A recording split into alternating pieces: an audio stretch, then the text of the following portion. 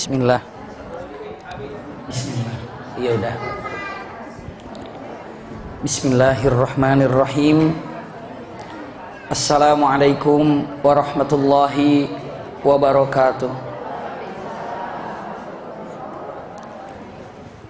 Innal hamdalillah nahmaduhu wa nasta'inuhu wa nastaghfiruhu wa na'udzu billahi min syururi anfusina wa min sayyiati a'malina. May yahdihillahu fala mudilla lahu wa may yudlilhu fala hadiyalah.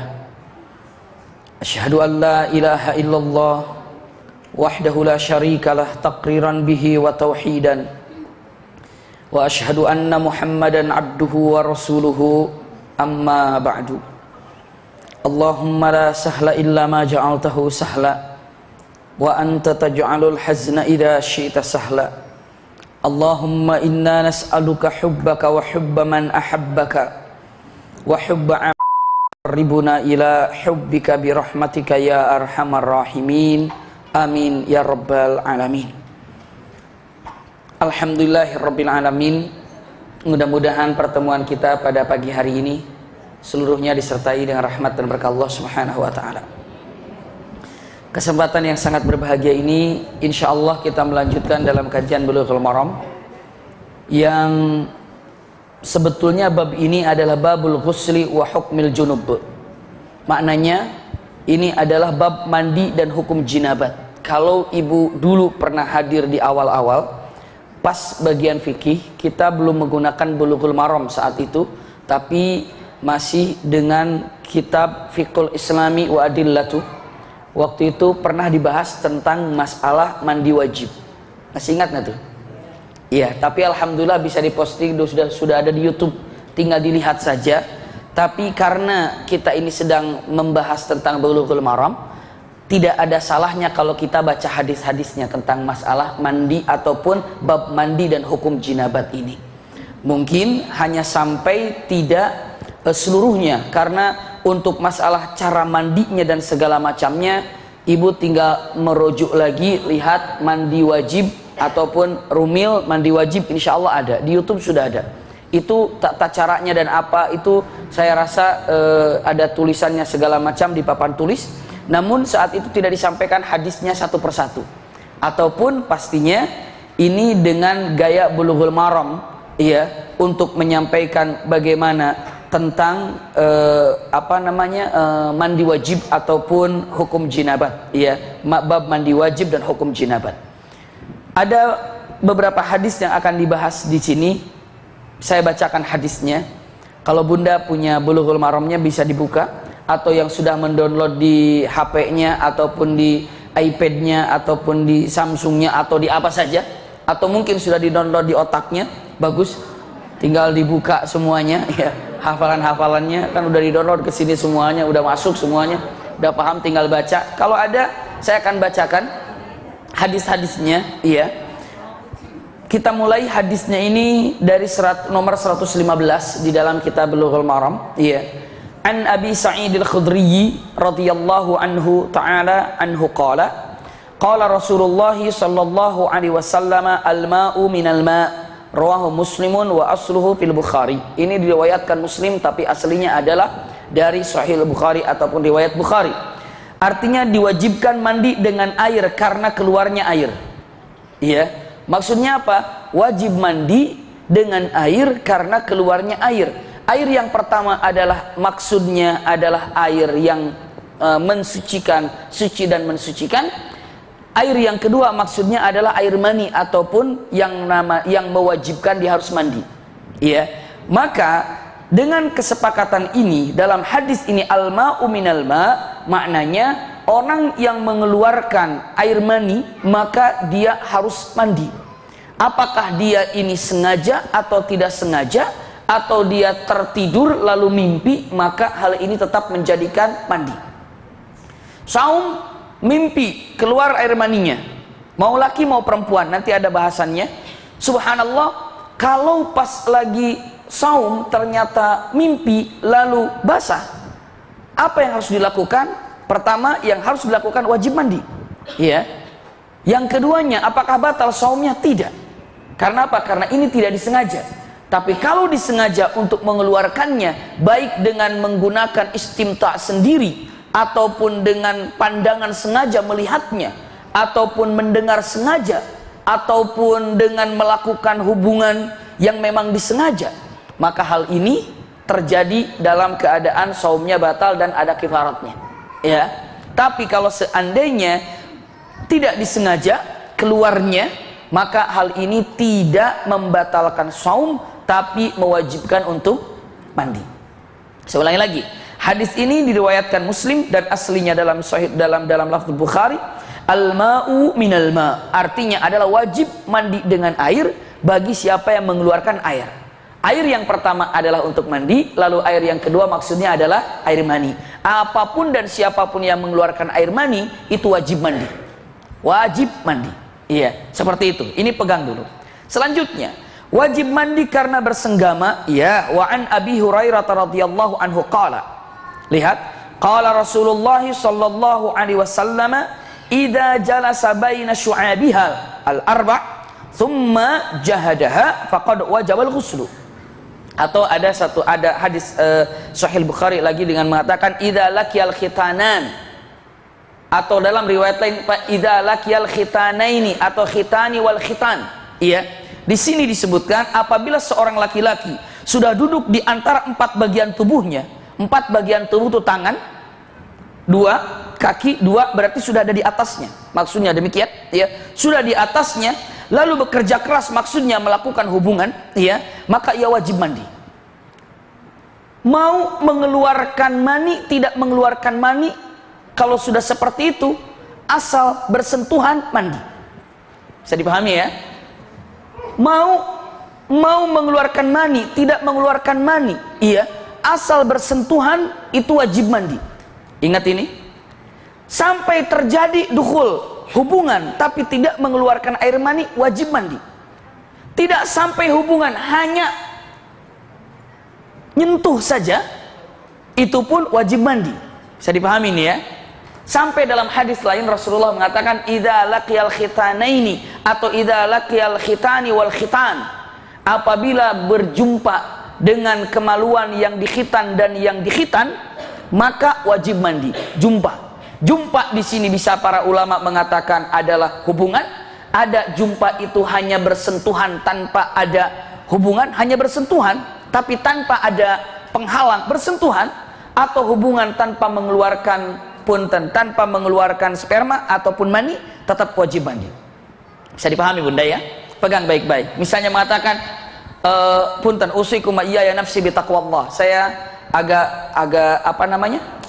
Gak kagok menyampaikannya ya, rancu gitu ya, apalagi depan ibu-ibu, tapi nggak apa-apa. Iya, serius saja lihat saya lebih serius lagi untuk melihatnya. Maksud saya dengan mata satu ketawa saya langsung pling gitu, jadi agak kacau untuk menyampaikannya. Iya, saya sampaikan Bunda tanpa mengurangi rasa hormat, tanpa mengurangi rasa cinta kepada kaum Hawa, juga kepada kaum Adam. Ini adalah min babi amanatil ilm, ini adalah ilmu yang amanah yang harus disampaikan. Ada beberapa poin di sini, ya. Misalnya seorang suami istri sedang hubungan, pas sedang melaksanakan hubungan, ya, tiba-tiba sudah terjadi hubungan, tiba-tiba anaknya bangun. Iya, yang udah pernah tertawa itu. Iya, karena apa? Merasakan, ingat, subhanallah. Pas itu anaknya bangun atau ngetuk pintu, ataupun anaknya batuk, padahal gimana gitu ya, langsung hilang keinginan itu. Lalu subhanallah, setelah tidak selesai namun menghindari daripada takut terlihat oleh anak, akhirnya dua-duanya nungguin anak kayaknya gelisah terus tidurnya ini, akhirnya ketiduranlah dua-duanya. Subuh sudah hubungan, tidak sampai mengeluarkan air mani, wajib mandikah? Wajib mandi, ya. Selanjutnya baru muqaddimah, tapi sudah menyentuh, belum sampai hubungan, tiba-tiba tok mah, itu baru mulai muqaddimahnya, baru doa Allahumma jannibni syaitan, baru doa gitu, tiba-tiba anak assalamualaikum, aduh mah, untung dikunci. Iya, setelah itu ada apa nih, saya sakit kepala gini, ibunya pindah ke kamar anaknya, suaminya nunggu ketiduran misalnya, ya. Begitu suami nunggu ketiduran, istrinya baru datang. Ya, si papa tidur. Ya sudah tidur. Bangun subuh. Bah, jangan lupa. Malam itu sudah nyentuh loh. Tapi belum hubungan, tapi sudah nyentuh. Oh iya, berarti wajib mandi. Saya dipahami nih ya? Nyentuhnya begini. Nyentuhnya itu, punten. Nyentuhnya itu khitanain, kemaluan laki dan kemaluan perempuan. Ah, itu diperjelas lagi. Untung. Ya kalau nyentuh gini mah masa mandi. Astagfirullah. Ada. Iya betul. Iya.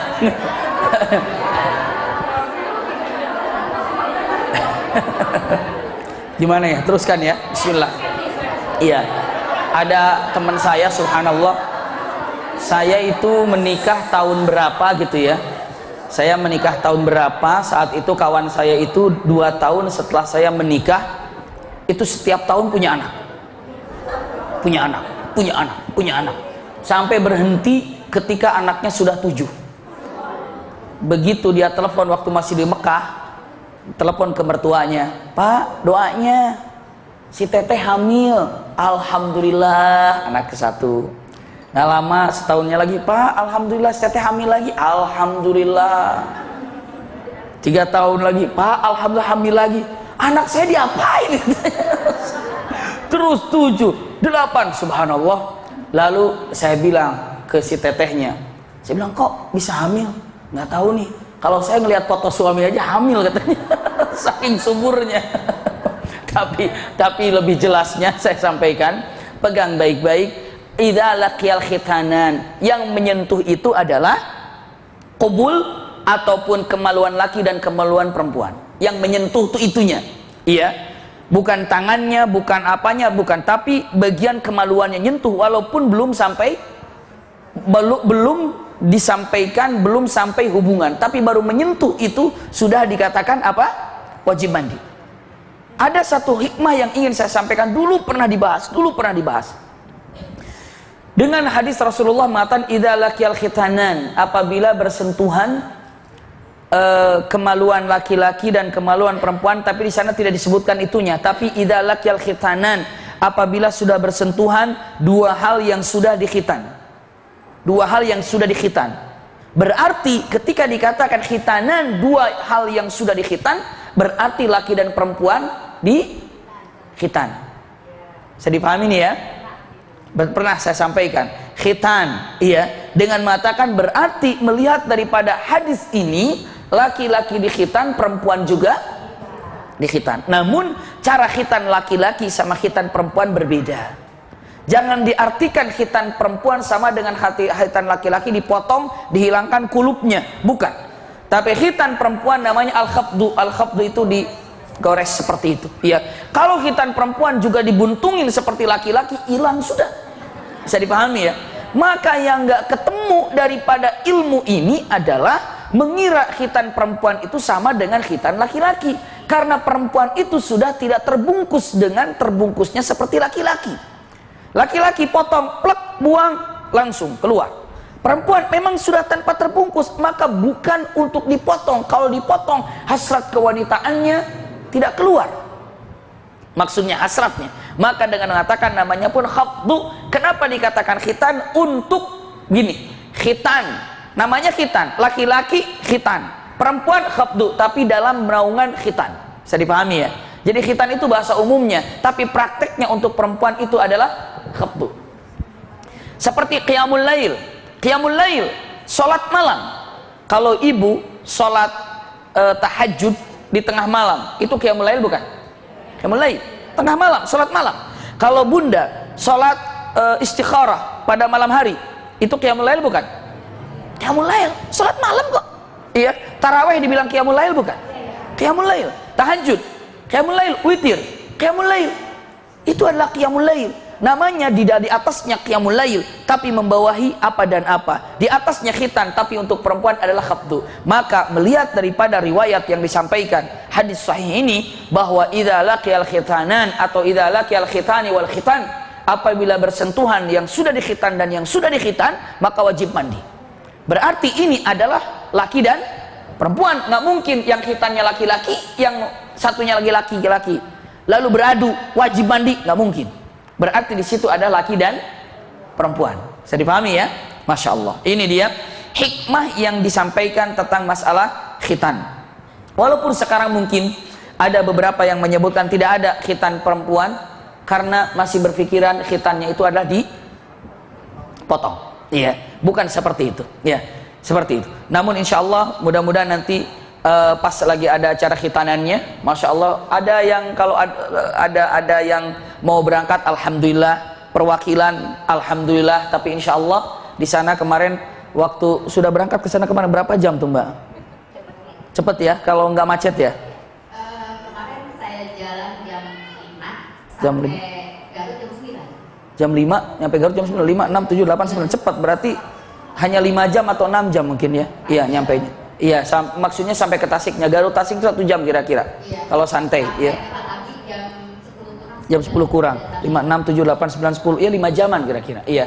Tapi nanti kalau mungkin pakai bis segala macam, diharapkan bawa suami masing-masing. Iya. Jangan suami orang maksud saya. Bawa suaminya masing-masing. Iya. Jadi insya Allah nanti berangkatnya demikian. Kalau ada yang mau berangkatnya seperti itu. Iya, nanti insya Allah rondonnya segala macam kegiatan-kegiatannya ada. Iya. Mudah-mudahan nanti bisa berkunjung ke sana dan melihat keadaan di sana insya Allah. Itu tentang masalah khitan. Masalah khitan. Jazakillah khair. Selanjutnya saya katakan, orang junub tidak boleh membaca Al-Quran. Nah ini banyak pertanyaan ini. Belum kesana dulu. Ini dulu. Wanita juga mimpi mengeluarkan sperma sebagaimana kaum laki-laki. Ini dalam hadis Rasulullah SAW. Wa an Anasin radhiyallahu anhu qala Rasulullah sallallahu alaihi wasallam. Ya, ulangi lagi. Qala Rasulullah sallallahu alaihi wasallam fil mar'ati tara fi manamiha ma yara ar-rajulu qala taghtasil. Subhanallah. Zada Muslim faqalat Ummu Salamah wa hal yakunu hadza? Qala na'am. Jadi Rasulullah mengatakan, apabila atau dengan mengatakan Rasulullah bersabda tentang seorang wanita yang bermimpi mengalami seperti yang dialami oleh laki-laki. Sabda beliau, ya wajib mandi. Lalu ditambahkan perkataan Ummu Salamah bertanya, apakah itu bisa terjadi? Beliau mengatakan atau bersabda dengan matan, iya bisa. Jadi seandainya pun wanita bermimpi lalu merasakan boleh disebutkan seperti dirasakan laki-laki, sperma ataupun merasakan seperti itu hubungan, maka saat itulah perempuan juga wajib untuk melaksanakan mandi. Berarti dalam 3 hadis di depan ini saya sampaikan, lihat, mandi ini wajibnya pertama bagi yang junub, ataupun punten, saya sampaikan dulu, bagi yang mengeluarkan sperma. Itu ya. Yang kedua bagi yang hubungan. Iya.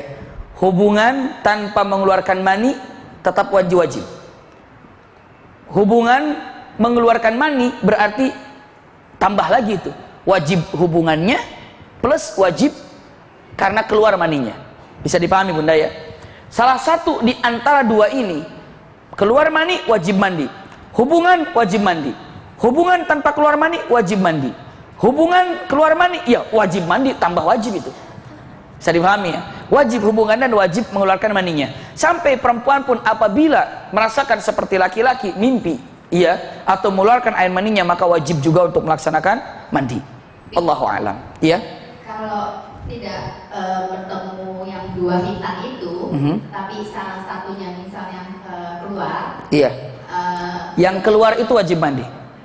Terus yang menyebabkan dia keluarnya berarti ya nggak mandi. Yang menyebabkan keluarnya tidak. Iya. Misalnya dengan menyebutkan laki-laki, suaminya, istrinya punten, tanpa mengurangi rasa hormat atau tidak bermaksud untuk apa-apa. Namun saya sampaikan ini adalah daripada bab ilmu saja.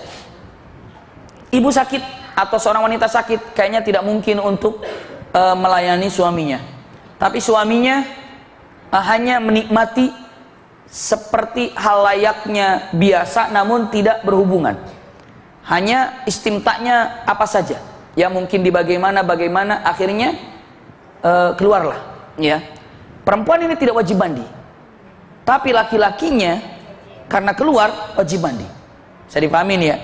Ataupun perempuan lagi haid, boleh nggak suami bercumbu dengan wanita yang sedang haid? Boleh, boleh. Iya, tapi yang tidak boleh itu hubungannya. Boleh merayunya, boleh apa dan apa segala macamnya. Lakukan seperti hal layaknya suami istri yang wajar, hak boleh. Itu adalah silakan. Tapi yang tidak boleh itu adalah hubungan saja.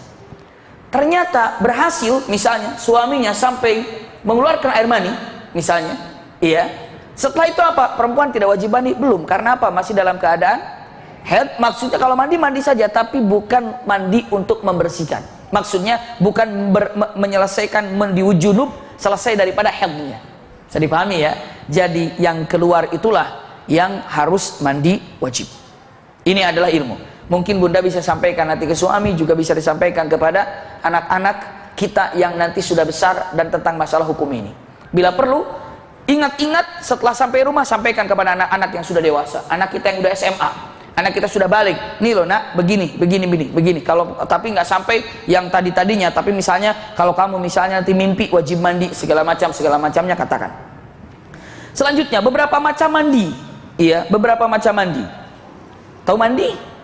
Bukan kambing mandi, bukan ayam mandi. Mandi itu mandi bahasa Indonesia. Kalau lihat dengan mata, wa an Aisyah radhiyallahu anha qalat, kana Rasulullah sallallahu alaihi wasallam yaghtasilu min arba'in minal janabati wa yaumal jum'ati wa minal hijamati wa min ghaslil mayyiti. Rawahu Abu Daud wa sahhahu Ibnu Khuzaimah. Ya, ini adalah hadis yang disampaikan Rasul sallallahu alaihi wasallam bisa mandi karena 4 hal, atau dia katakan biasa mandi karena 4 hal mandinya. Iya. Yang pertama adalah karena jinabat. Ini adalah wajib. Selanjutnya adalah hari Jumat mandi. Selanjutnya mandi setelah berbekam, dan mandi setelah memandikan jenazah atau mayat. 4 hal. Setelah bekam mandi, ya. Jangan hari itu, mungkin nantinya gitu ya.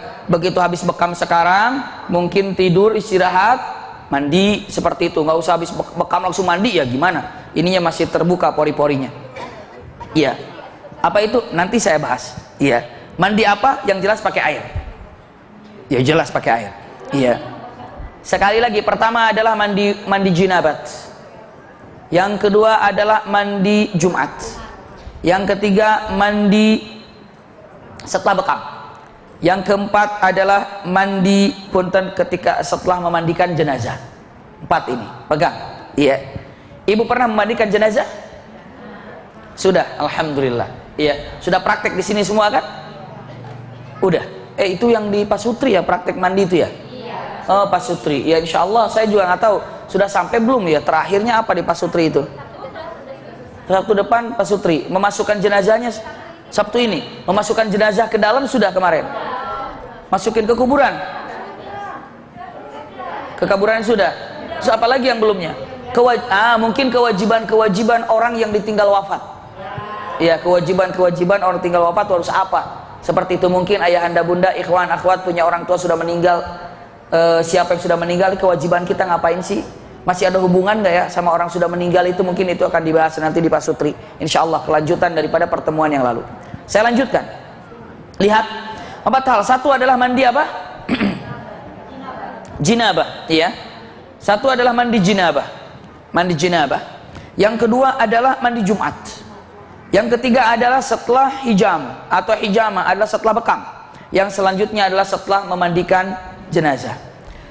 Ada beberapa hal yang perlu disampaikan tentang masalah ini. Subhanallah. Pertama, yang wajib itu adalah mandi jinabat. Mandi jinabat itu wajib. Mandi junub itu adalah wajib. Itu tidak ada keraguan. Para ulama, mandi wajib itu adalah wajib. Mandi jinabat itu adalah wajib. Itu pertama. Yang kedua, masalah mandi Jumat ada bahasan khusus, namun yang jelas mandi Jumat ini adalah afdoliyah, keutamaan. Setiap orang menghadapi sholat Jumat itu adalah mandi. Nanti saya akan bahas di ujung sebentar lagi. Iya. Lalu untuk masalah mandi bekam dan mandi setelah memandikan jenazah itu dikatakan para alim ulama adalah sunnah. Iya, sunnah kalau sudah selesai dibekam, beberapa saatnya sudah merasa normal dan nyaman dan nikmat, mungkin lalu mandilah. Subhanallah. Punten, ada yang pernah dibekam di sini? Dan ada yang belum pernah dibekam? Kenapa belum? Insya Allah bagus dan tidak sakit. Nikmat insya Allah tidak. Iya, insya Allah tidak. Pakai, memang bagusnya di sasat apa? Pakai silet gitu ya. Tapi mungkin karena di sini agak susah. Orang yang bagaimana dan kita pun agak ngeri, mungkin masih bisa dipraktekkan dengan jarum kecil tak tak tak tak tak tak tak, tak gitu. Insya Allah, apalagi kalau saya sarankan untuk niat sunnah saja. Niat sunnah. Bila perlu nanti di Rumil di sini ada waktu khusus bekam, gitu ya. Oh, khusus dalam waktu hari Senin, apa Selasa, apa Rabu, apa Kamis, apa Jumat segala macam. Oh, satu hari itu saja hari bekam. Masya Allah. Mungkin di sini ada ibu-ibu, ada ustazah ataupun ada teteh-teteh yang pandai untuk berbekam. Mungkin ada di sini, ya. Lalu mengatakan yang siapa yang bisa berbekam dari Rumil daftar misalnya. Kenapa? Untuk Ihya'us Sunnah, menghidupkan sunnah. Niat untuk hidupkan sunnah. Jangan sampai ini jadi sunnah mahjurah, sunnah yang tidak pernah digegara. Siapa tahu bunda, punten, siapa tahu ibu ini bisa menjadi ahli surga karena dibekam. Lalu siapa tahu, kan ini sunnah. Sunnah itu apa yang dikerjakan Rasulullah kita ikuti. Siapa tahu? Siapa tahu? Ayah saya, ya Allah, saya ini ingin mengikuti sunnah Rasulullah SAW dibekam. Ya dibekam, bismillah. Ya. Tapi kalau perempuan tidak sama dengan seperti laki-laki. Kalau laki-laki bisa jadi sebulan sekali, kadang-kadang bagaimana agak rapat. Tapi kalau perempuan mungkin tidak seperti laki-laki, tidak sebulan sekali, mungkin 3 bulan, mungkin 4 bulan. Karena apa? Karena kalau perempuan ini ada bekam alami haid. Haid itu sedang dibekam alami, iya. Subhanallah, makanya yang bekam mengatakan, Mbak mau dibekam? Iya. Lagi haid, nggak usah, orang lagi dibekam itu. Iya. Masa lagi dibekam lagi? Nanti walaupun tidak ada larangan bagaimana gitu, tapi ini seperti ada bagi yang sedang haid seperti itu. Jadi kalau mengatakan dibekam, bismillah, coba saja, rasakan nikmatnya. Masya Allah. Usikum wa iyaya nafsi bitaqwallah. Ini saya pribadi dulu takut sekali dibekam sampai kesini pun takut, tapi setelah nggak tahan dengan penyakit gatal yang naudzubillah, ya, gatal itu bukan apa, misalnya kalau gatal itu tiba, kalau ada pikiran yang, maksud saya gini, pikiran itu kalau waktu sudah tiba jam 9 saya harus sampai di tempat tujuan, jam 9 saya masih di jalan karena macet. Terus sahibul bait telepon, "Bi, udah di mana nih? Udah di mana?" Kepikiran nggak itu kira-kira? Langsung dereng, merah sini. Merah, langsung merah, semuanya merah. Gatal gini dijual. Begitu turun, jamaahnya kelihatan merah-merah. Tapi kalau sudah duduk 10 menit, hilang. Itu ya. Pokoknya kan kalau kita di Jakarta, insya Allah, atau di Depok, di mana macet itu selalu ada. Jadi hampir tiap hari gatal. Datang ke dokter kulit, datang ini nggak bisa. Begitu dibekam, subhanallah. Alhamdulillah, itu baru merasakan nikmatnya bekam. Coba rasakan. Bunda yang belum pernah bekam, insya Allah, mudah-mudahan istilahnya bagaimana caranya, yang bisa bekam bisa tukar nomor telepon, bisa ke rumahnya teman-teman kita, bismillah. Kenapa? Ini untuk Ihya'us Sunnah, insya Allah. Iya. Namun setelah itu, sunnahnya setelah dibekam, iya, beberapa saatnya kalau memang sudah normal, apa yang dilakukan? Mandi, itu sunnah. Selanjutnya, mandi setelah memandikan jenazah, itu juga sunnah. Setelah memandikan jenazah, mandi itu juga adalah sunnah. Lihat, mandi itu adalah mandi jinabat, mandi Jumat, mandi junub, lalu mandi apa lagi? Mandi, iya, setelah memandikan jenazah. Tambah satu lagi, dalam hadis lain diriwayatkan an Abi Hurairah radhiyallahu anhu fi qissati Tsumamah bin Utsal indama aslama wa amarahu an-nabiy sallallahu alaihi wasallam ay yaghtasila, rawahu Abdul Razzaq wa asluhu muttafaq alaih. Jadi orang yang baru masuk Islam, muallaf, itu wajib mandi atau harus mandi. Harus mandi. Ini terjadi kepada Sumamah ibnu Utsal. Siapa Sumamah ibnu Utsal? Ini adalah sayyid daripada Yamamah. Iya. Jadi Yamamah ini adalah tempat perkebunan yang sangat indah, yang sangat luar biasa sekali. Orang Mekah itu dikirimnya itu dari Yamamah. Makanannya, kurmanya, semuanya dikirim dari Yamamah. Dan ketuanya ada Sumamah ibnu Utsal. Singkat saya sampaikan agar Bunda tahu Sumamah ibnu Utsal. Sumamah ibnu Utsal ini salah satu yang dikirim oleh Rasulullah surat agar masuk Islam. Ketika Rasulullah SAW mengirim surat ke raja-raja. Berarti Sumamah ibnu Utsal ini punya tempat martabat yang tinggi. Di mana? Di kaumnya. Sampai dikirim surat khusus oleh Rasulullah agar masuk Islam. Bisa dipahami nggak Bunda? Iya. Orang-orang yang punya kedudukan saat Rasulullah setelah Sulhul Hudaybiyah, Rasulullah kirim surat ke raja-raja dan kepada orang-orang penting untuk masuk Islam. Termasuk salah satunya adalah Sumamah ibnu Utsal. Tapi Sumamah ibnu Utsal menolak. Dalam penolakannya Sumamah ibnu Utsal, dalam satu kisah yang cukup panjang, yang penting Sumamah ibnu Utsal itu ditawan. Ditawan di mana? Di Madinah. Ditawan di Madinah, dan penjara yang ada di kota Madinah itu di depan masjid. Kenapa penjara di depan masjid? Kenapa penjara di depan masjid disimpannya? Karena mendengar para sahabat ngaji Quran, mendengar Rasulullah SAW jadi imam, melihat perilaku sahabat, karena sahabat itu betahnya di masjid kan, jadi tahu muamalahnya. Maka dengan tahu seperti itu, dia melihat tentang bagaimana kehidupan Islam. Mudah-mudahan dengan kehidupan itu menjadi apa? Jadi tertarik. Subhanallah, ini penjara dijauhkan daripada agama, ya susah. Keluar ya begitu lagi. Ya, setiap penjara tanggung jawab. Misalnya ada penjara ini, penjara ini. Ini ustadz siapa ya penjara di sini ya? Pengajian di sini. Ustadz siapa pengajian di sini? Pengajian di sini. Subhanallah. Bayangkan saja, alhamdulillah di beberapa penjara sudah ada pengajian, sudah ada. Iya. Sudah ada. Dan alhamdulillah juga ada beberapa ustadz sudah di penjara. Astagfirullah. Kenapa? Nggak tahu saya bagaimana ceritanya. Kenapa? Mungkin karena pastinya dizalimi. Ya, terzalimi banyak. Ya, terzalimi banyak. La haula wala quwata illa billah. Namun yang ingin saya sampaikan, penjara itu kunjungi untuk sebagai tempat majelis taklim juga, dakwah. Masya Allah, beberapa kali saya masuk ke penjara, maksudnya untuk berdakwah, ya, untuk masuk dakwah Bunda, untuk penjara bengong, iya, masuk berdakwah ke sana.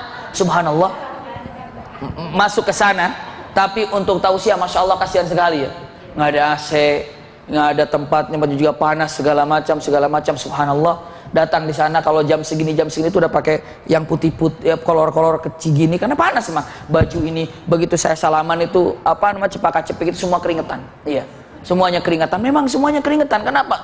La haula wala quwata illa billah, seperti itu. Panas saja. Cepaka-cepik. Subhanallah. Saya ngobrol lalu mereka apa namanya ngaji segala macam dan waduh luar biasa. Apa namanya kesalahan-kesalahan itu luar biasa. Memang pantas sih. Ya, pemerintah memang pantas memberikan kehukuman-hukuman yang seperti itu, yang seperti ini. Tapi mudah-mudahan diberikan taubat kepada Allah Subhanahu wa taala, siapapun yang ada di dalamnya. Subhanallah, lihat, Sumamah ibnu Utsal di penjara. Penjaranya di mana? Depan masjid.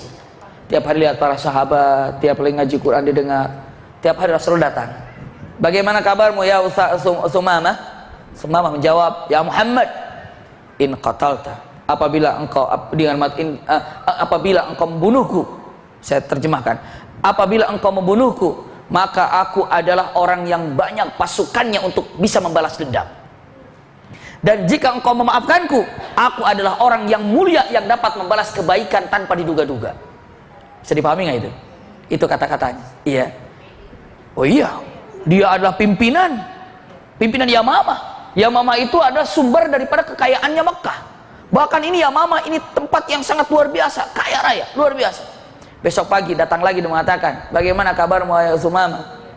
Subhanallah, dengan mengatakan in qatalta dam, apabila engkau membunuh, maka aku adalah memiliki pasukan yang pembunuh juga. Maksudnya apa? Bisa untuk membalas dendam atas kematianku. Tapi jika engkau memaafkan, maka aku adalah orang yang pandai membalas kebaikan. Subhanallah. Besoknya lagi datang 3 hari. Bagaimana kabarmu? Jawabannya sama. Rasulullah katakan, aku lepaskan kamu dan aku maafkan kamu dan kamu bebas. Sumamah ibnu Utsal langsung mengatakan, begitu dibebaskan, dia kata asyhadu an la ilaha illallah asyhadu anna Muhammadar Rasulullah. Langsung syahadat. Rasulullah hari pertama nanya. Rasulullah tahu matanya Sumamah sudah tertarik belum sama Islam apa belum? Lihat dari matanya. Ketika nanya, cukup melihat gerak-geriknya. Rasulullah sangat pandai melihat gerak-gerik seseorang. Lihat, bagaimana kabarmu ya Sumamah? Jawab, ini belum nih. Tinggalkan. Besoknya lagi, bagaimana kamu Sumamah? Jawabannya begini, matanya ini belum nih. Begitu ketiga, bagaimana kamu Sumamah? Walaupun jawabnya sama, tapi matanya sudah lain. Rasulullah bebaskan. Ternyata benar, dia Islam. Setelah itu mengatakan, ya Rasulullah, apa yang harus aku kerjakan sekarang? Kamu mau kemana? Saya mau ke Mekah. Umrah. Umrah. Pertama kali orang yang umrah, saya ulangi lagi, pertama kali orang yang umrah, itu adalah, maksud saya, pertama kali orang yang umrah masuk Islam lalu umrah itu adalah Sumamah ibnu Utsal. Iya, pertama kali.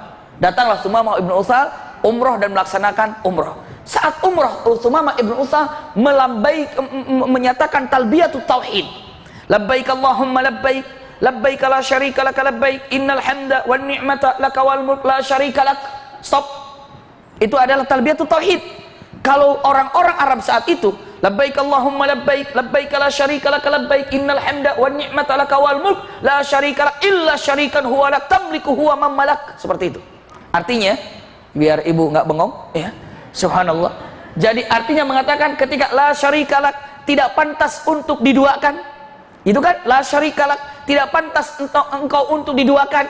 Stop. Itu talbiyatut tauhid. Tapi talbiyah orang-orang jahiliyah saat itu, la syarika lak tidak pantas untuk diduakan kecuali ada beberapa hal yang setara denganmu dan sederajat denganmu dan sama sepertimu memiliki kekuasaan dan kekuatan. Illa syarikan huwa lak tamliku huwa man malak. Dia bilang la syarika lak, tapi masih ada yang sepertimu dan seperti gagahmu, seperti kekuasaan yang kau miliki. Berarti itu ada talbiyah syirik. Sumamah ibnu Utsal la syarika lak. Stop. Ya, Sumamah ibnu Utsal la syarika lak. Stop. Diulangi lagi, semua mendengar. Ini kayaknya orang ini, tapi nggak tahu orang-orang kalau itu ada Sumamah ibnu Utsal. Bisa dipahami ya? Langsung ketika didengar, labbaik Allahumma labbaik, didengar ini sama orang-orang Arab. Labbaik la syarika lak, innal hamda wan ni'mata lak wal mulk la syarika lak. Langsung labbaik Allahumma labbaik, kok berhenti di la syarika lak? Langsung curiga, ini pengikut Muhammad, ditangkap. Padahal itu gembongnya Yamamah. Padahal itu yang memberikan makanan ke Yamamah, dari Yamamah ke Mekah.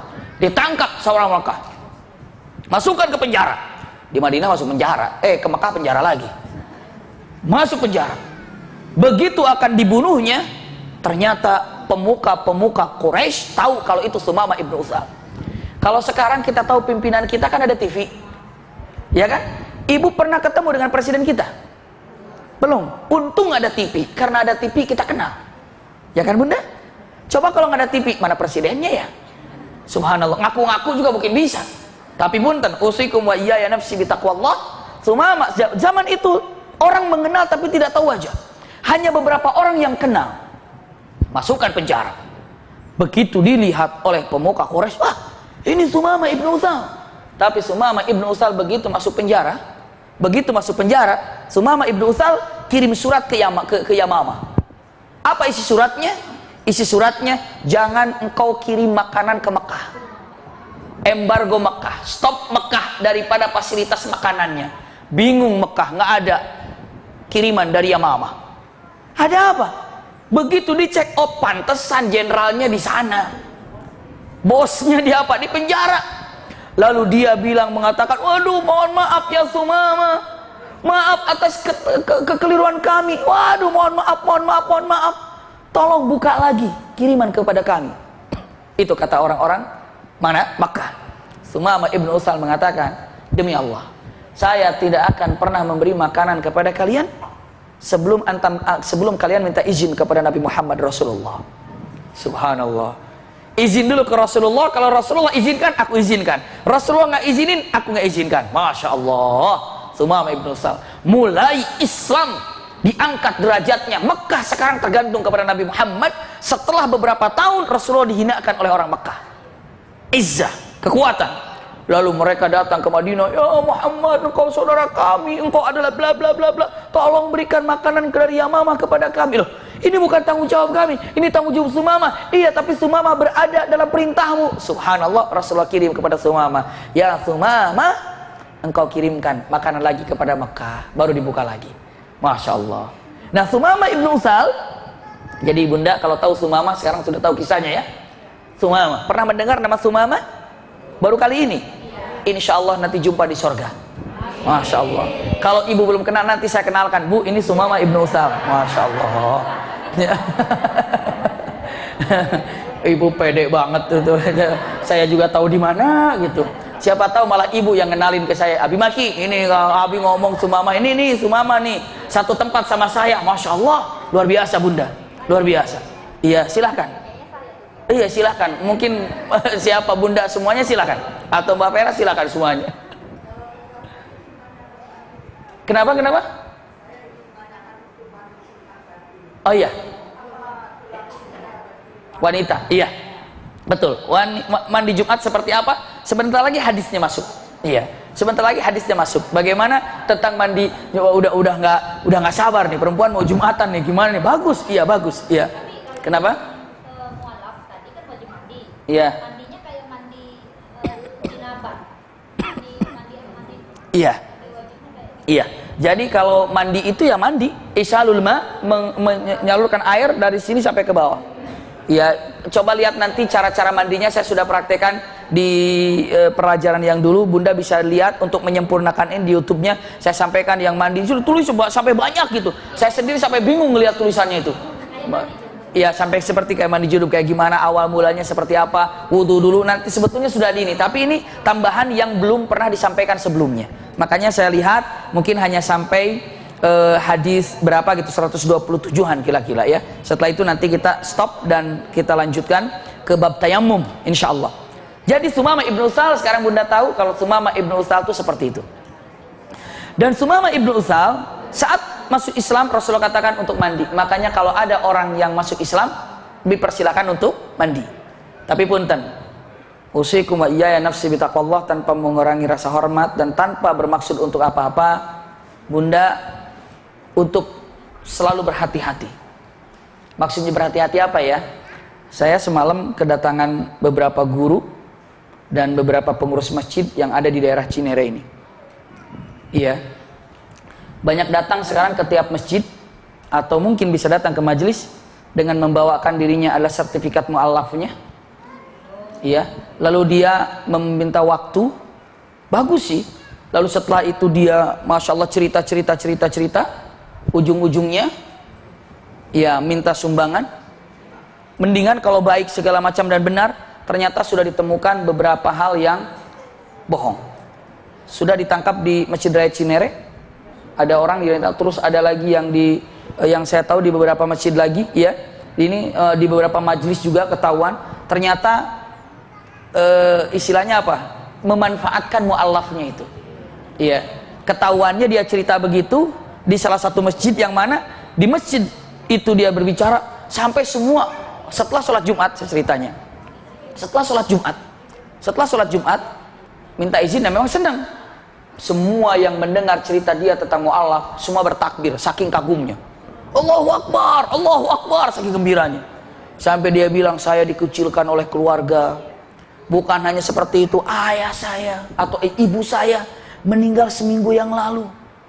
Walaupun dia tidak berada dalam keadaan Islam, tapi sesaat sebelum wafat saya bimbing dan saya doa kepada Allah agar ibu saya bersyahadat, dan dia sebelum wafatnya mengatakan asyhadu alla ilaha illallah wa asyhadu anna Muhammad. Kira-kira termakan nggak kata-katanya? Semua yang di masjid Allahu Akbar gitu. Saya kagum semuanya. Ada 2 adik di pesantren fulan. Sekarang saya bidik dia untuk jadi gini, dan saya tidak pernah minta biaya kepada siapapun karena Allah sangat baik kepada saya. Dan saya tahu orang mukmin itu bersaudaranya kuat, baik sekali. Tanpa dipinta pun dia selalu memberikan sumbangan kepada beliau. Masuk tuh. Akhirnya pengurus masjid gelar sorban. Cuk, masuk. Subhanallah. Dengan izin Allah ada orang yang hadir di situ. Dia mikir, kayaknya di masjid itu dulu ngomong gini. Ini udah sebulan yang lalu ngomongnya begini. Katanya ibunya minggu yang lalu meninggal. Ini sekarang ngomongnya minggu yang lalu lagi meninggal. Terus 2 anaknya pesantren ini dulu, sekarang di pesantren ini lagi. Yang mana yang benar? Teriak. Maaf, ini perlu perbaiki dong, bener nggak ini? Subhanallah, kaget saya pernah dengar kamu. Yang lagi zikir ada polisi, nggak tahu kalau itu samping polisi kan masih itu kan. Tangkap polisi, taruh KTP-nya ternyata tidak muslim. Dicari keluarganya di Bandung, ya ternyata keluarganya di Bandung. Setelah itu minta mohon untuk dilepaskan. Melihat dari jejak ini, waduh luar biasa. Iya, subhanallah, seperti itu. Iya, jadi sekarang memang mu'allaf itu adalah yang kita. Tapi bunda punten, kalau seperti itu minta tahqiq saja. Bukan untuk apa-apa. Lihat ada dari RT apa dari RW atau yayasan mana atau pesantren mana atau memang masjid mana dia syahadatnya. Kadang-kadang dia masuk masjid syahadat di masjid itu. Kadang-kadang lalu bawa kan mendapat syahadat. Ijazah yang dikeluarkan dari masjid itu hanya untuk mempermudah nanti KTP kalau dia muslim. Tapi kita nggak tahu kan hatinya seperti apa. Dan ini sudah mulai menyebar di mana-mana. Lapor lagi dari sini, lapor lagi. Waduh, saya bilang nih berat sekali ya. Nah, bukan suudzon, tapi kehati-hatian itu penting. Kehati-hatian itu penting, seperti itu. Iya, mungkin pernah datang ke yayasan bunda atau ke pesantren atau ke rumah ibu segala macamnya. Ya, bukan untuk ditolak, tapi kasihlah ala kadarnya. Tapi kalau yang gede-gede segala macam, lah kadarnya seperti itu. Subhanallah. Ada lagi modusnya, datang. Assalamualaikum, waalaikumsalam. Saya mau penceramah ustazah di sini siapa ya? Ada pengajian di sana, di sini biasanya pakai ustazah siapa? Oh ya ustazah ini, tolong dong diantarlah ke rumah ustazahnya. Begitu datang ke ustazahnya, ustazah tanggal berapa kosongnya, tanggal sekian. Oh iya, telepon bunyi. Halo, ya nak? Aduh nak, gimana nak? Kabarnya gimana? Aduh tunggu bapak belum dapat duit ini. Ya maaf ya, ustazahnya kan ada apa nih? Setelah itu, aduh ustazah maaf, anak saya kenapa lagi sakit sama ibu saya, sama ibu lagi nggak punya duit, saya ini lagi gini. Kasihan nggak kira-kira ustazahnya? Kasihan ini nih, dikasih juga akhirnya. Mungkin telepon, nah sebentar lagi, aku dapat sebentar lagi nih, ustazah ketipu. Misalnya ngomong gitu ketahuan. Kan banyak macam-macamnya sekarang ini. Hati-hati majelis taklim, para asatidah, ibu yang punya yayasan, apa saja, hati-hati. Bukan untuk suudzon, tapi saya katakan apa? Kehati-hatian tuh ada. Iya, yang jelas-jelas saja sekarang ini datang ke yayasannya, ada tempatnya, ini, seperti itu. Subhanallah, bukan untuk apa-apa. Tapi kalau yang datang, kasihlah ala kadarnya ongkos atau untuk makan segala macamnya untuk niat sedekah. Saya lanjutkan.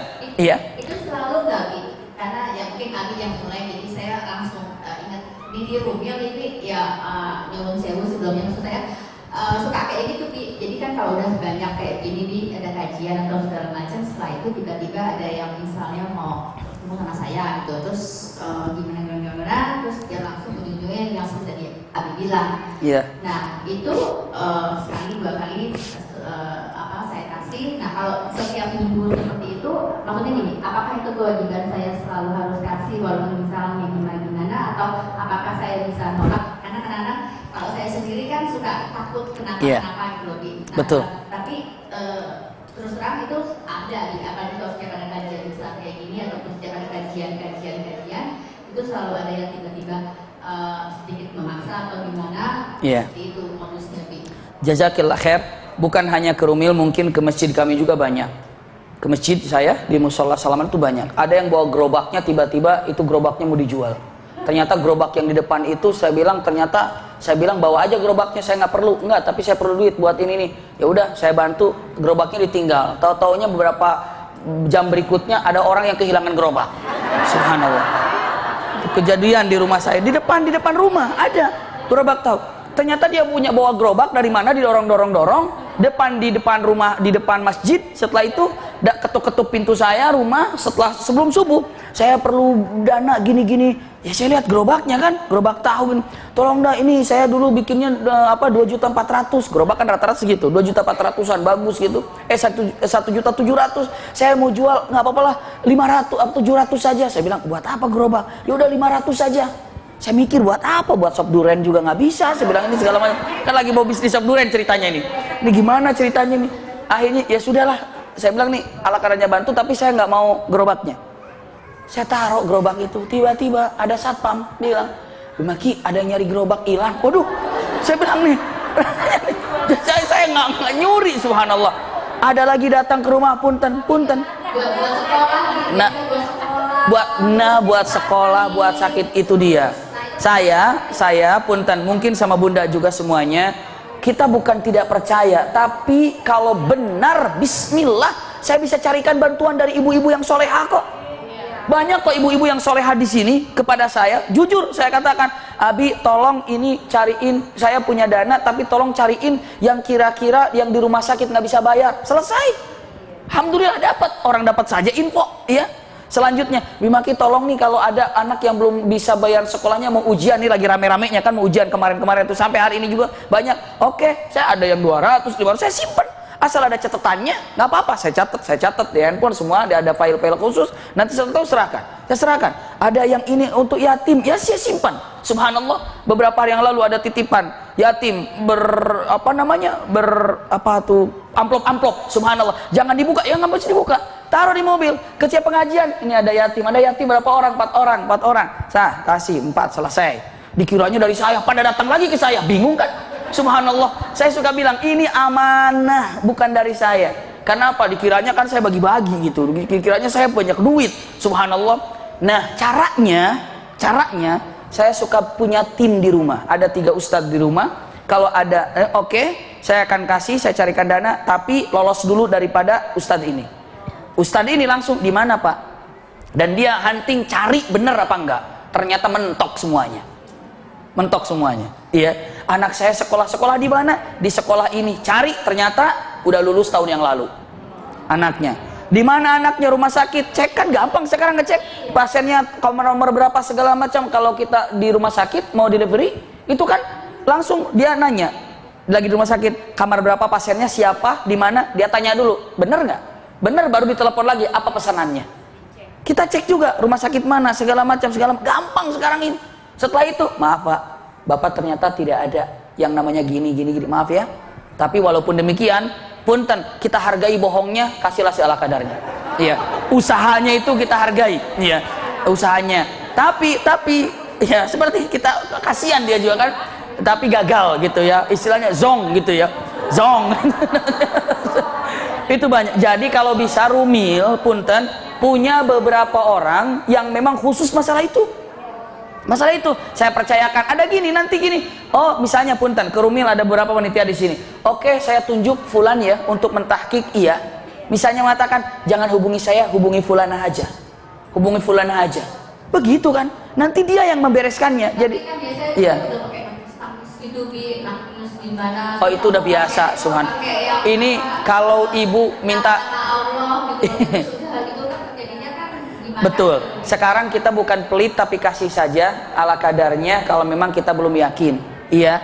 Kalau ibu mau minta rekamannya sama istri sama Umi Maki, itu beberapa rekamannya ada. Si Umi itu rajin. Kalau setiap ada tamu dihadapin, saya nggak mau hadapin karena bawa istri, bawa anak segala macam, istrinya direkam, truk ngobrol. Kenapa Mbak? Ada apa? Saya ini perlu biaya gini, direkam.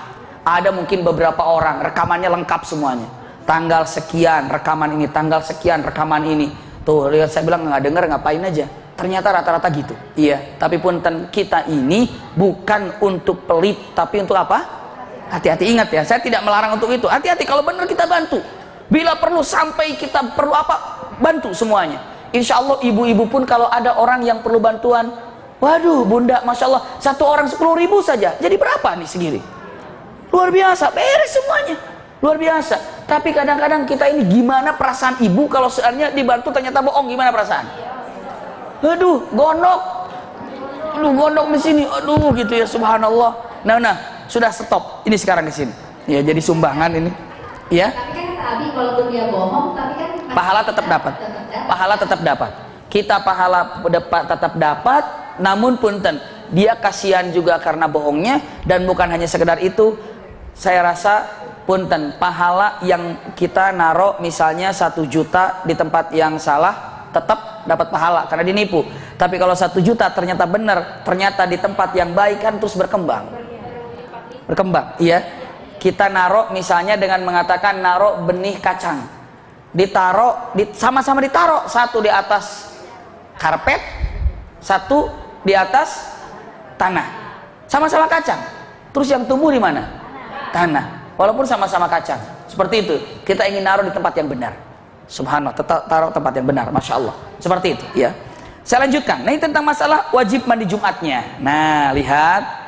Tadi kan sudah mandi jenabat wajib seperti itu, ya. Mandi masuk Islam, ya begitu. Maka dari itu Bunda, ada beberapa orang mengatakan, ulama ahlul ilm, orang kafir itu tidak boleh masuk masjid. Kenapa? Karena belum mandi junub. Begitu, ada alasannya. Kenapa? Karena dia mau setelah masuk Islam dia mandi junub agar bisa masuk masjid. Saya lanjutkan. Kewajiban mandi Jumat. Nah, wa an Abi Sa'id al-Khudri radhiyallahu anhu anna Rasulullah sallallahu alaihi wasallam qala ghuslu yaumil jum'ati wajibun ala kulli muhtalamin. Satu itu saya sambungkan karena ini bersambungan. Mandi hari Jumat itu wajib bagi setiap orang yang telah bermimpi mengeluarkan spermanya, itu wajib. Jadinya sama, jangankan untuk Jumat, enggak Jumat pun kalau mimpi basah itu wajib mandi. Bisa dipahami ya? Saya sambungkan. Wa an Samurah bin Jundub radhiyallahu anhu qala qala Rasulullah sallallahu alaihi wasallam man tawaddaa yaumal jum'ati fabiha wa ni'mat wa man igtasala fal ghusl afdal. Nah, ini hadis ini menunjukkan, lihat, barang siapa berwudu pada hari Jumat berarti telah mengerjakan amalan sunnah dan sudah baik. Wudu di hari Jumat, mau melaksanakan Jumat. Dan barang siapa yang mandi, maka mandi itu adalah lebih utama. Melihat ini hadis yang disampaikan 5 imam dan dihasankan oleh Tirmidzi, bahwa mandi Jumat itu adalah afdaliyah, untuk mengutamakan ataupun dengan menyebutkan afdaliyah itu lebih afdal, lebih baik, pahalanya lebih besar ketika mau Jumatan mandi. Seperti ini. Sholat sendiri 1, sholat berjamaah 27. Afdal mana? 27. Sholat di rumah sama di masjid, mana lebih afdal? Laki-laki masjid, perempuan rumah. Nah, ini berarti beberapa ulama dengan menyebutkan mandi Jumat itu melihat dari sini tidak merupakan satu kewajiban, tapi keutamaan bagi orang yang mau sholat Jumat mandi. Seperti halnya utamanya sholat berjamaah dan tidak berjamaah. Bisa dipahami Bunda ya? Bagaimana kalau perempuan, asal perempuan mau sholat Jumat mandi? Tidak terkecuali laki perempuan sholat Jumat mandi. Laki perempuan mau sholat Jumat mandi. Seperti itu ya. Kalau di Mekah, kalau perempuan mau sholat Jumat mandi. Mandi, iya, bisa dipahami ya? Mandi, perempuan mau sholat Jumat. Emang perempuan boleh sholat Jumat? Boleh. Boleh, iya. Terus kalau perempuan habis sholat Jumat perlu sholat duhur lagi nggak? Nggak usah, karena sudah sholat Jumat. Jadi kalau ibu mau melaksanakan sholat Jumat, tapi mana lebih baik, sholat Jumat apa di rumah? Yang lebih baik siapkan keperluan keluarga. Kalau keluarga memang sudah disiapkan dan sudah beres, tidak ada lagi yang harus dibereskan. Mau sholat Jumat, tapi pun ada nggak fasilitasnya di masjid itu buat perempuan? Jangan-jangan itu semua fasilitas laki-laki, ibu nyempon aja di juru, subhanallah, pakai mau kena begini aja. Kok cowok semuanya? Ya iya, nggak ada fasilitasnya.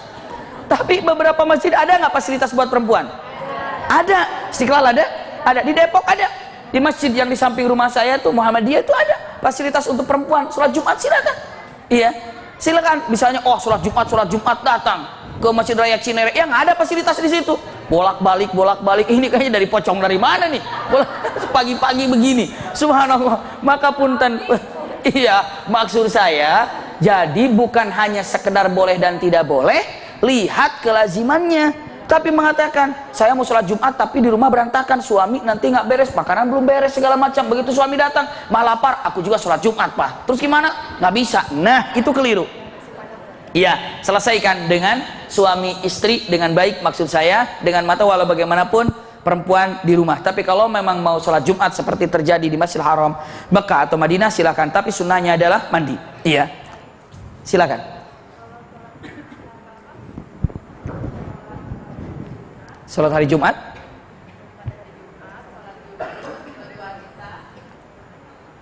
itu nunggu bubaran sholat Jumat atau gimana di?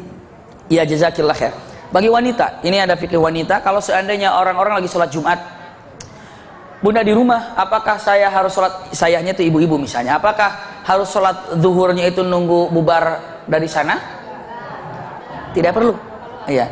Kalau memang ibu sudah siap semuanya, makanan sudah ada, ini sudah ada, tapi kan suami juga ada yang memang Jumatan itu tidak pulang karena di kantor. Tapi kalau misalnya pas lagi libur suami ada segala macam, bahagiakan saja, tenang. Ya kalau memang pas sudah zuhur, sholatlah zuhur. Seperti itu ya. Iya, begitu. Allahu a'lam. Satu lagi saya sampaikan dulu. Iya, ada lagi? Oh, mangga. Kalau misalnya suami kan sholat Jumatnya di kantor, itu mandinya sebelum maksudnya mandi aja. Kan dia tidak mungkin bisa mandi Jumat. Iya. Karena kan di kantor. Iya, niatkan saja mandi Jumatnya pas di rumah mau berangkat ke kantor pagi. Iya. Seperti itu. Iya, alhamdulillah. Udah jam 10 ya, subhanallah, nggak terasa. Ya, kita ngurusin mandi dari tadi. Ya, tadi mulai jam 9. Satu lagi silakan. Nanti ini baru sampai kewajiban mandi Jumat, nanti sunnah mandi Jumat sudah, baru orang junub tidak. Ini besok kesempatan yang datang kita akan banyak pertanyaan, kita akan kupas tuntas. Orang yang junub itu boleh baca Quran enggak? Pertanyaannya apakah sama orang yang junub sedang yang haid? Pertanyaannya kan, orang yang junub sama haid sama enggak? Kalau orang junub kan bisa mandi saat itu. Tapi kalau orang haid tetap harus nunggu haidnya kan? Nah, pertanyaan ini nanti akan ditanyakan, apakah boleh orang yang junub, dalam arti kata apakah sama junub itu dengan haid? Itu. Lalu pertanyaannya, apakah boleh orang yang junub itu baca Quran? Lalu apakah boleh orang haid itu baca Quran? Itu pertanyaan yang panjang, yang Bunda akan banyak melihat pendapat para alim ulama tentang masalah ini, ya. Jadi insya Allah tentang masalah itu lalu diakhiri dengan masalah tayamum. Silakan ada bertanya, mangga. Allah barik fiik. Oh, sana, mangga silakan. Sebentar. Misalnya kalau itu mimpi kayaknya mimpi, tapi nggak lupa airnya, mandi nggak? Kalau merasakan nikmatnya ya, karena kita tidak tahu. Iya. Iya. Demikian. Iya. Seperti itu. Silakan. Silakan.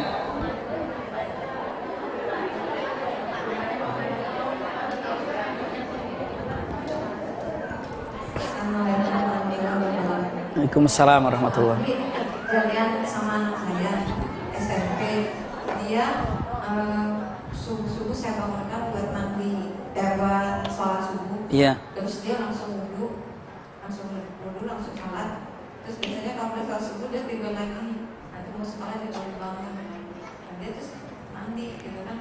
Pas sudah selesai baju seragam untuk berangkat, terus dia bilang, tadi aku kayaknya ada bekas-bekas itu apa? Air mani. Ya, mani itu yang basah itu gimana ya, kata dia gitu. Terus saya bilang udah kamu mandi lagi aja gitu. Pas dia mau mandi seragam dia mau mandi, terus dia bilang aku ada ini. Nah terus saya suruh mandi wajib aja gitu.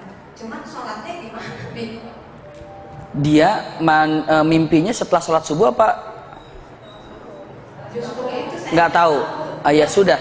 Kalau memang sebelum sholat subuh, iya, betul. Kalau memang seperti itu, tetap mandi. Kalau ikhtiyatnya, wallahu alam, mandi saja. Setelah itu, setelah mandi wajib, ya tanpa diulang untuk sholat subuh juga tidak apa-apa, karena memang dia tidak tahu, tidak yakin. Ya, tapi kalau misalnya karena yang namanya sholat itu yang seperti sholat, puasa, zakat itu antara kita dengan Allah. Kalau memang dia merasa saya mau sholat lagi, silakan sholat lagi setelah mandi. Kalau dia puasa nih, dia kan sahur, Iya. terus udah gitu dia tidur lagi, terus dia mimpi basah, mandi aja ya puasanya. Mandi aja, puasanya lanjut, mandi aja. Iya. Allah barik fiik. Iya. Tadi sebelah kiri kalau nggak salah ada yang bertanya, nggak ada ya? Alhamdulillahirabbil alamin. Mudah-mudahan apa disampaikan ada manfaatnya dan tidak ada bosan-bosannya doa. Mudah-mudahan yang dalam keadaan sakit diberikan kesehatan oleh Allah Subhanahu wa taala. Ya, ibu saya juga alhamdulillah sudah mulai perkembangan baik gitu ya. Perkembangan baik sudah, alhamdulillah sudah mulai walaupun sekarang ini agak khawatir tidur terus, makanya diajak ngobrol. Iya, kan. Iya, gulanya lagi normal malah ya. Lu kemarin gula normal juga, tidur gitu ya. Tapi alhamdulillah Iya mungkin masih itu. Jadi banyak keluarga yang telepon biar dia ngobrol, biar dia ngobrol ya. Doakan aja. Enggak, sudah di rumah. Iya, sudah di rumah. Alhamdulillah, udah di rumah. Iya. Iya, udah di rumah benar. Jadi saya tiap hari ya di samping ibu. Jadi ibu di atas, saya di bawah, ibu di bawah. Tapi tetap aja kalau ibu bangun, yang bangun mah Umi. Saya emang nggak denger. Subhanallah, itu kayak luar biasa telinga laki-laki gitu ya. Subhanallah. Tapi kalau ada tikus saya bangun. Iya. Tapi kalau ada yang maling baru saya bangun. Itu bagian-bagiannya begitu. Umi ngomong katanya, saya bilang, mama nyenyak ya? 4 kali bangunnya. Oh gitu. Kok kamu nggak bangun? Nanya ke saya. Saya bilang kan ada tugasnya. Kalau ada yang maling pasti saya bangun. Kalau kucing. Tapi kalau yang bagian itu bagian kamu yang bangun. Itu alasan saja. Ini saja dapat saya sampaikan. Yang mudah-mudahan diberikan kesehatan seluruhnya oleh Allah Subhanahu Wa Taala. Allahumma shfina washfih anta syafi la shifa illa shifauka shifaan la yughadiru saqaman. Allahumma la tada' lana dhanban illa ghafarta wa la hamman illa farajta wa la daynan illa qadaita wa la maridan illa syafaita hiya laka ridwan wa lana fiha salah. Rabbana taqabbal min kulli a'malina shalih taqabbal min kulli khutwatina shalih. Rabbana atina fid dunya hasanah wa fil akhirati hasanah wa qina adzabannar. Subhana rabbika rabbil izzati amma yasifun wa salamun alal mursalin walhamdulillahi rabbil alamin. Jazakumullah khair ala husni istimaikum lakum minni al-hubbu wa du'a. Wassalamualaikum warahmatullahi wabarakatuh. Sama-sama kita tutup dengan kafaratul majlis. Subhanakallahumma wa bihamdika asyhadu an la ilaha illa anta astaghfiruka wa atubu ilaika walhamdulillahi rabbil alamin.